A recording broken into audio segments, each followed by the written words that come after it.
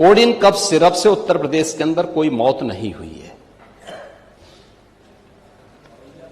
एक दूसरा, इस मामले में एनडीपीएस के अंतर्गत कार्रवाई होगी। ये उत्तर प्रदेश सरकार इस मामले को कोर्ट में जीती है, उत्तर प्रदेश ने इस मामले को लड़ा है।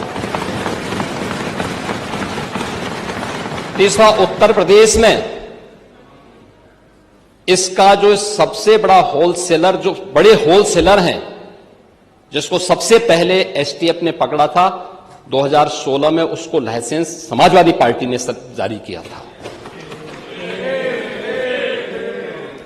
जो फोटो रिलीज हो रही है, देश के अंदर दो नमूने हैं, एक दिल्ली में और एक लखनऊ में बैठते हैं। जब देश में कोई चर्चा होती है तो तुरंत वह देश छोड़ करके भाग जाते हैं, और मुझे लगता है कि यही आपके बबुआ के साथ भी हो रहा होगा। वह भी देश से फिर जाएंगे इंग्लैंड की सैर सपाटे में, और आप लोग यहां चिल्लाते रहेंगे। महोदय, कोडिन कफ सिरप का मुद्दा जो इन्होंने उठाया है, मुद्दा था नकली दवाओं के सेवन के कारण होने वाली मौतों का,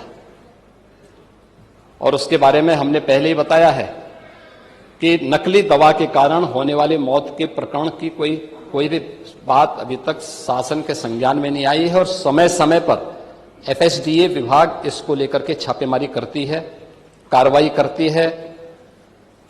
कंपनियों में भी इस प्रकार की कार्रवाई होती है। यूपी के अंदर कोडिन कफ सिरप, इसके केवल स्टॉकिस्ट हैं, होलसेलर है, इसका यहां पे प्रोडक्शन नहीं होता है। ये मध्य प्रदेश में, हिमाचल में और अन्य राज्यों में होता है। और जो मौत के प्रकरण सामने आए हैं, वे मौत के प्रकरण अन्य राज्यों में आए हैं। जिन राज्यों में आए हैं, वह जो भी प्रकरण सामने आए हैं, यह तमिलनाडु में बने हुए एक सिरप के कारण सामने आई है। ये पूरा प्रकरण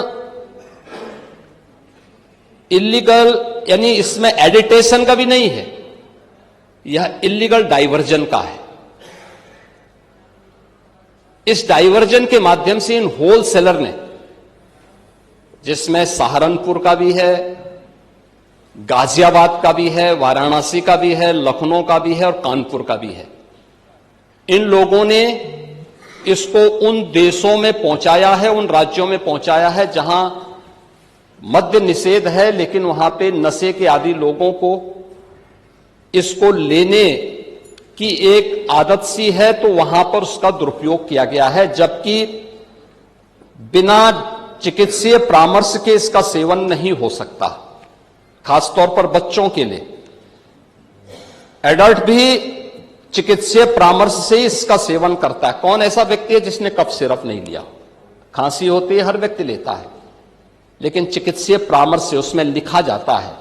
क्योंकि पढ़ाई लिखाई से आप लोगों का कोई वास्ता है नहीं, इसलिए आप लोग हमेशा इस प्रकार की बातें करते हैं। ये कार्रवाई सरकार ने की है, और सरकार ने इसके लिए 79 अभियोग अब तक दर्ज किए हैं।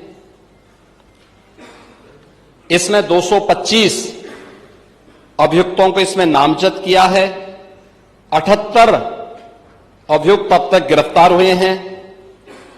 134 फर्म पर एक छापेमारी की कार्रवाई हुई है, और इसमें अब तक जिन क्षेत्रों में ये आई हुई, अलग अलग राज्यों से जुड़े हुए यह सभी केंद्र हैं। और मुझे लगता है अगर आप इसकी गहराई में जाएंगे तो घूम फिर करके वही मामला है कि वो कहीं ना कहीं कोई ना कोई समाजवादी पार्टी से जुड़ा हुआ नेता या उनसे जुड़ा हुआ कोई ना कोई व्यक्ति उसकी चपेट में आता है। और इलीगल ट्रांजैक्शन भी जो हुआ है, वह भी आपकी लोहिया बहाने के एक पदाधिकारी के अकाउंट के माध्यम से हुआ है। एसटीएफ इसकी जांच कर रही है। इस पूरे मामले में हाईकोर्ट से उस पूरे मामले को एनडीपीएस के अंतर्गत इस मामले में मुकदमा चलना चाहिए। यह उत्तर प्रदेश सरकार ने इस लड़ाई को लड़ा है और उसको जीता है, और इस मामले में कोई भी अपराधी छूटने नहीं पाएगा। और चिंता मत करिए, समय आने पर बुलडोजर एक्शन भी, उसकी तैयारी भी रहेगी। उस समय चिल्लाना मत करिए।